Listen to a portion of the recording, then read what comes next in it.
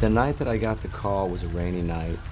I remember Brittany saying to me, "Oh, I'll be home early." But I received a phone call. It was 2:37 in the morning, and it was the chaplain at Mission. But he said, "Hey, Brittany and her friend have been in an accident." She's not breathing. Her heart rate is beating fast. Her blood pressure is critically low.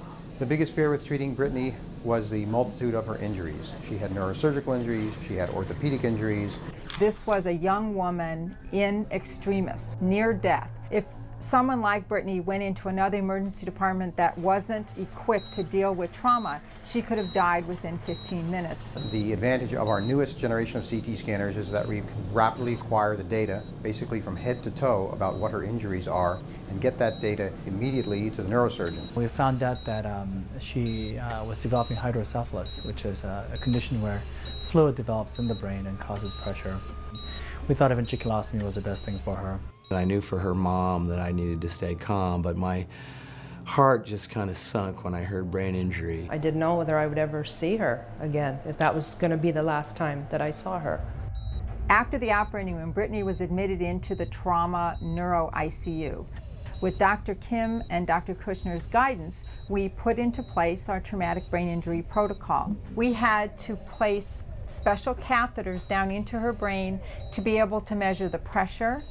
We measured the oxygen levels in her brain. I couldn't really touch her. She, of course, had so much attached to her and broken limbs, and it just scared me.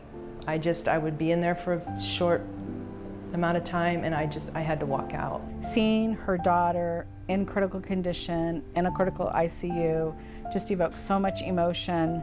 It's, you know, I don't think Sasha could breathe. We really have to work to engage quickly with a relationship with them so they can trust us to take care of their loved one. There were so many machines. I mean, all the numbers that you look at, that pretty much becomes your life. She progressively got worse, so they had to do the craniectomy.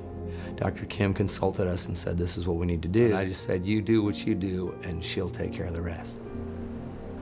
I could not ask for a better set of doctors, and each and every one of them made us feel so included in what was going on. Everything was explained to us, and it made me feel safer.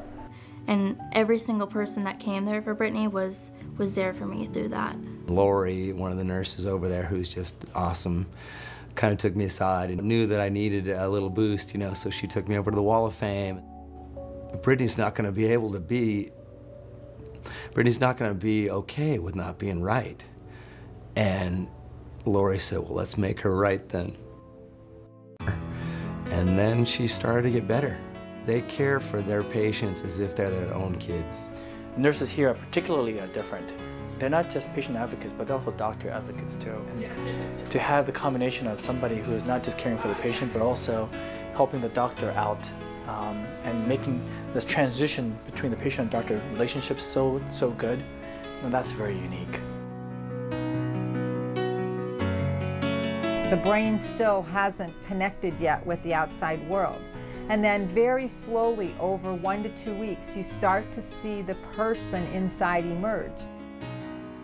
I was sitting there with her holding her hand, and all of a sudden her left eye started to creep open a little bit, like, you know, a little bit at a time. And I just felt like that was the best day of my life. The turning point was when she spoke for the first time. And it was her voice.